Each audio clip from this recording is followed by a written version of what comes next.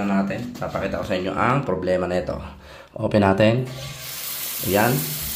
Kita nyo naman oh. Tumutulo. Ang lakas. And mamaya lilinisan din natin to para maganda ang mukhang bagong-bago. And ito din spray oh. Yung spray niya ay sira na din. Yung bili niya oh.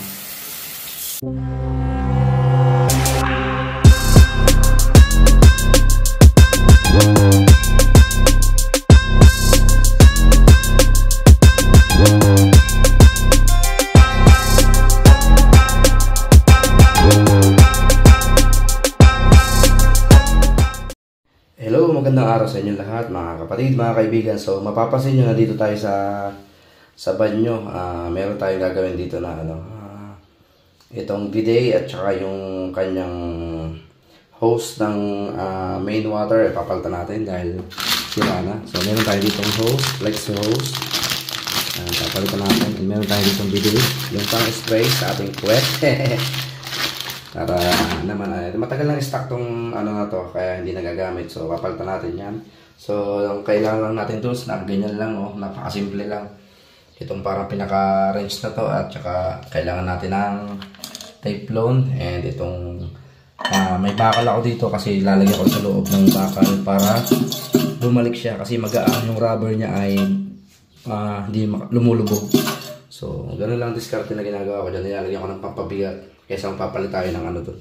Yung pinaka buong may rubber. So okay pa naman yan. Ang problema lang sa kanya ay hindi siya bumababa. So ang problema din ito ay ganito. Open natin.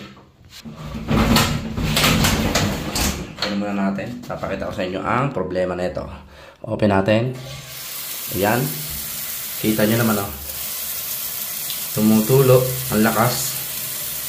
And mamaya lilinisan din natin to para maganda ang mukhang bagong-bago. And ito din spray oh. Yung spray niya ay sira na din. Yung bili niya oh. Hindi masyadong minsan bumabalik. At naglulus na rin. And tumutulo na rin itong mga dulo niya. Tsaka ito. Sira no. Yan ang napakalakas ng tulo mga viewers dyan. So yan ang gagawin natin. Tabay lang kayo. Close na natin ulit. And yun nga pala pag nilagyan natin tubig ganyan. Kaya hindi siya agad umaangat. So, papalitan natin din natin yan. Ayusin natin. Okay, close muna natin ng water at sayang. Yan, natabay lang kayo dyan. Madali lang po ito gawin. Konting DIY lang tayo. And shout out po sa mga nanonood dyan. Alright, hindi na natin kailangan ng vice grip. So, meron tayo dito wrench. So, ang gagawin natin, tanggalin muna natin itong kanyang bidet at papalitan natin to. So, kaliwa tayo. Hindi ako makagalaw dito. Kaliwete tayo kaya medyo nahihirap na. Kanan yung gamit kong kamay.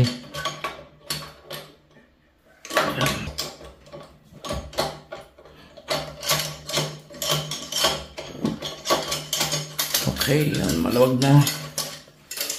Tanggalin na natin yan. So may teflon pa doon sa loob. Siguro pwede pa yan. So ayan o. One down tayo. Napakadali lang po kung kayo papalit. Hindi nyo na kailangan tumawag ng mga plumber. Kaya nyo na pong i-DIY yan. At kung may mga tools kayo ganito o vice grip, pwede nyong birahin yan. Pwede kayo na magpalit. Okay.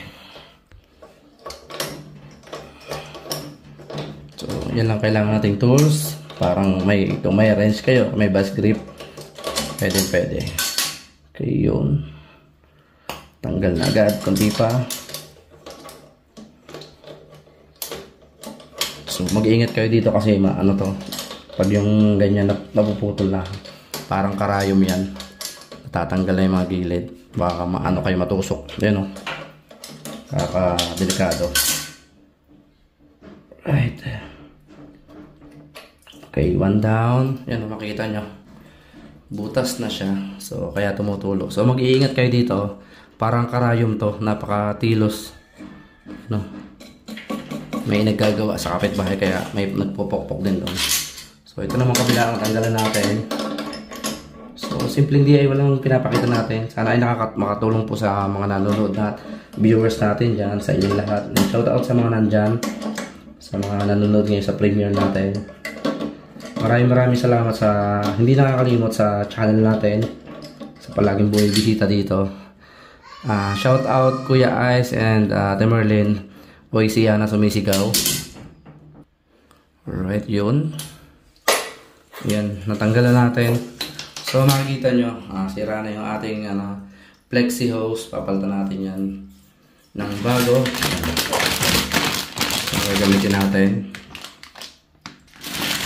Yan, itong ating bidet, itong pang spray, itong flexi hose ang ating ipapalit dito sa ating dalawa na sira.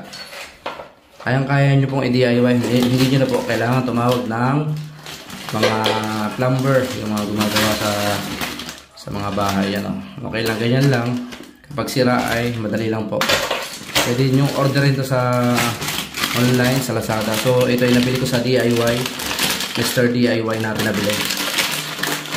So baklasin natin para makabit na natin yung flexi hose. Medyo mahaba lang yung ating nabili. Okay, yan, kita nyo naman ako.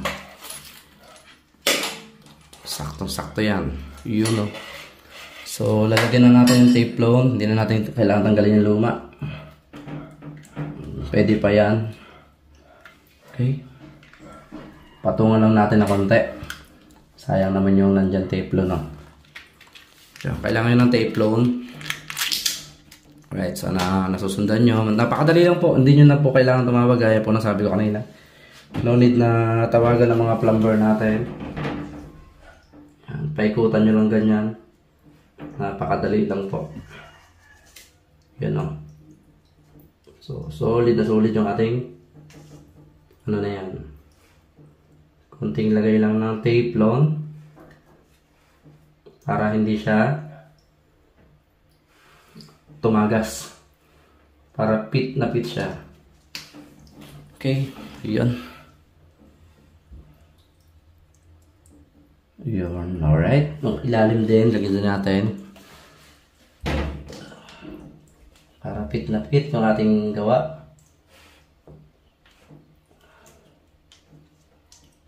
Yan.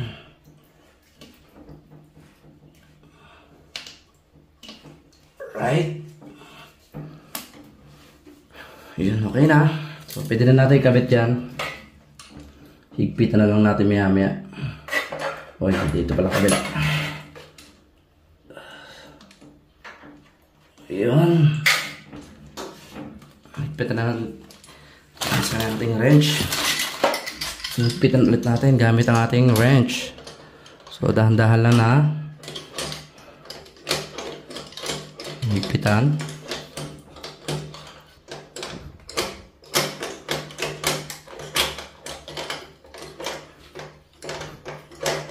Alright, konti lang. Huwag masyadong mahigpit.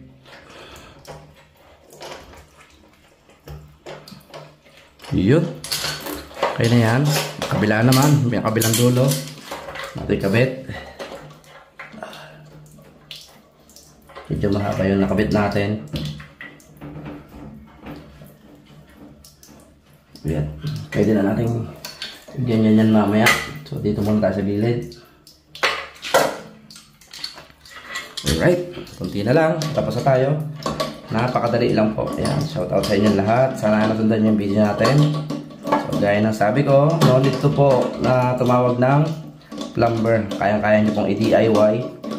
Basta meron lang po kayong gantong wrench o kaya yung vice grip, pwede din gamitin yon. Okay, yan, okay na. Then sunod natin kakabit ay yung ating bidet. So meron pa dito, ngayon natin papalitan yan. Yan. So ayan, pwede naman natin hindi palitan kung ano yan, pinaka-reserva na lang natin. Pero mas maganda palitan at para bagong-bago at magandang tingnan. Okay, so yan, ang ating pang-spray ay kulay white. Bagay natin dito sa ating wall. Okay, so kailangan natin ilagay yung sapatilya para pinakalock. Yan o, ito yung dulo. Ito yung dulo. Yan, kikita nyo naman yung pinakalock natin. Pag-install lang po, madali lang naman po ito. Yan, yan, may dalawa siyang dulo. Ano naman yan? Parehas ang dulo niya, hindi kayo malilito. So yan ang ating dalawang sapatilya, yung pinaka-rubber natin. Ilalagay natin dyan. Okay. Then, sa loob na. Lagay natin sa loob. Okay, then lagay natin yung pinaka-spray niya. So, konting higpit lang yan.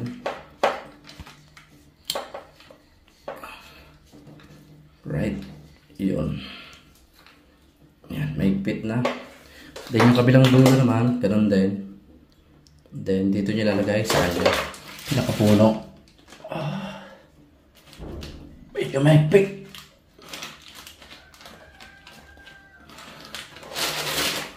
Natin yung mga dumi na to. Ganito lang mahirap, mahigpit dito. Okay, tapos gamitan natin ang wrench natin. Wait lang yan patapos na tayo. Konti na lang para matestingan natin. Alright. Yun. Buksan na natin ngayon. Testingin natin. Mahinang pressure lang muna. You know, lakasan natin ang pressure. So, kita nyo naman, pwede na tayo maglinis. So, lilinisan natin yan. Yun. Pwede nyo hinaan yan, dito lang. Dito sa main na to. Ito nyo, lakasan natin, Yan, sarado natin. Kung ano lang yung kaya na i-spray natin sa ating, sa ating wet packs sa ating pwede. Para hindi tayo masaktan. Yan, tamang ganito lang, Mas okay lang yan. Huwag yung masyadong mabuga kasi yung mga dumi ay kakalat sa bowl. So, ang advice ko ganyan lang, mahina lang. Yan, ganito lang, tama-tama. Huwag naman yung masyadong malakas. So, yan, pwede na tayo maglinis. And yung pabigat, ito sinasabi ko. Yan, So, yan, yung pabigat natin dito. Lagyan natin yung pabigat konti doon. Ito yung gagamit natin mabigat na bakal. Kasi loose thread na to, hindi napapalitan. Lagyan na lang natin pabigat. Right, open natin. Kailangan tayo may ganito. Ang tawag is Tagalog lighting. Kailangan tayo may tali. So, yan, gagamitin natin. Ang pabigat dito. Open natin yung bowl. So, gumagana naman po yan. Ang problema dito, yung bigat niya. So, dapat ganito yan, Yan. Pagkaangat na ganyan, tutuloy yung bowl sa loob. Ipa-flush. Ang minsan ng problema nito ay ganyan lang, Yan, nakaganyan. Hindi bumabalik, hindi gumagano. So, lagyan natin yung pabigat. So, medyo mabigat ito. Mas maganda. Yan, lagyan natin yung pabigat. So, sana na may napulot kayong aral. Hindi nyo na kailangan palitan yan. Lagyan nyo ng pabigat. Doblihin lang yung tali para hindi malagot. Mas maganda sana alambre. So, mas okay na din ito para hindi masyado. Kung bibili pa tayong alambre, kung wala tayong alambre ay pwede naman itong tali. Okay. Ganoon lang, doblihin lang natin. Yan. Okay. Yan, putulin na natin. So, tatali natin dito yan. Tatali natin yan dyan sa loob. So, doblihin pa natin. Mahaba pa yung ating naputol. Sayang naman. Para mas matibay. Yan. Okay. Alright. Yan. Tapos, itatali natin dito yan. Tali natin yan sa may butas. May butas niya sa loob. Zoom natin ng konti. Yun. Masyado magalaw na ating camera. Then, hindi na natin papakita yung paglinis ng ating mabigat. Yan. Maganda yung pabigat. Maganda yung bagsak nito. Siguradong babalik at babalik yung ating rubber doon sa loob. Okay, ganyan natin.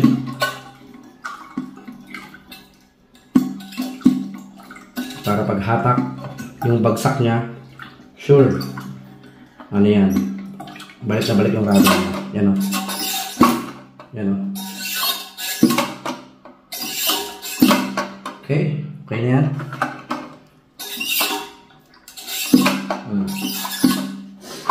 Okay na yan. So, cover na natin. Ayan, makapaglinis na tayo. Dulo na yan. And linisan natin ang mga gamit. Okay na. Okay. So, ang gamit natin ay linisan yun. Ganun lang po ang gagawin kung wala tayo. So, alisin natin itong lock na to. So, ganun lang ang gagawin natin. Sana nasundan nyo ang video natin ito. Palitan din natin itong pinaka ng bidet. Pinaka sabitan. Para mukhang bagong-bago talaga yung gawa natin. Alright. Yun.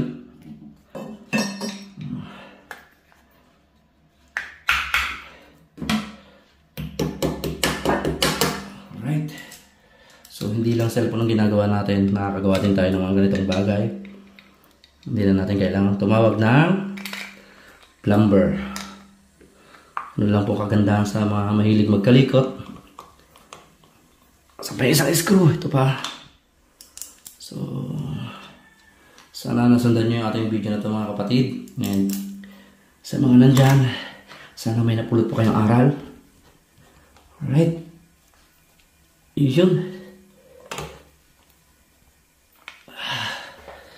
Okay na. Sabit natin. Ayun, good na. And linis na lang kulang. Alright, wait lang yan. Natapos na si Papa. So, linis na tayo. So, yung mga ginamit natin ay alisin natin at yung mga pinagpalitan. At maglilinis na tayo ng ating ginawa. Alright, pwede na tayo maglinis. Kunti. Bawasan natin ang ito ginagamit ko. Maganda to. Sunrox Color Safe. Tanggal yung mga dumi-dumi. Babadyo muna ng konti para matanggal yung mga itim-itim. Yan. Tapos habang babrushin nyo na lang din. Okay. Kita nyo naman. Papakita ko sa inyo yung before and after nyan.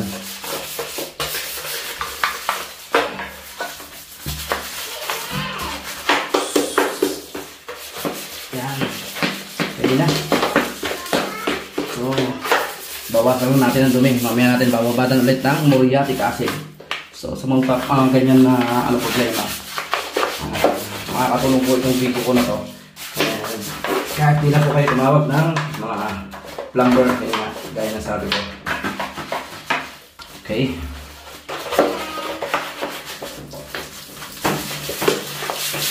Kita nyo, ang dumi oh. Napakaitin. Oo, si Yana. Sabi ni Yana, wow! Madilaw na. Kapag madilaw na yung kailangan brasin nyo din yan. And lagyan ng chloros o kaya muriatic acid kapag matigas na talaga yung pagkadilaw niya. Katulad nito, pagkakan ito. Alright. Pati yung bowl dapat linis natin. So kapag ganyan madilaw na talaga, babadan nyo ng muriatic yan. Hindi kasi maaalis yung dilaw niyan kapag sabon lang gagamitin o simple sunrox lang. Okay. Alright. So patapos tayo. Alright, yan. Okay na yung ating ginawang bidet at saka yung ating flexi hose. And nalinisan din natin ang ating banyo. Okay, napakaganda na. Solid na yung ating gawa. I-flush natin ng konti. So yung mga dilaw-dilaw na konti ay imomuriatic natin yan. Okay. And bumabalik na din po ito. Nakikita nyo, wala na siyang tagas, hindi na siya tumutulo. Kasi kapag ito yung nakababa doon, tumutulo, kaya nilagyan ko ng pabigat. Okay, yan. Yung bago na yung ating bidet and flexi hose. Maraming salamat po sa mga nanood dyan. And sana may napulot kayo ng aral kahit pa paano. Napatuyo na din natin yung banyo. And God bless you all sa inyo lahat. And sa lahat po na nandito, maraming salamat po sa mga nanood, sa lahat ng team, aking team mayor, kaya I shout out. And sa lahat ng mga viewers dyan na hindi nakakalimot. Maraming salamat sa inyo. And paalam sa inyo lahat. See you sa aking next vlog. Paalam, bye-bye.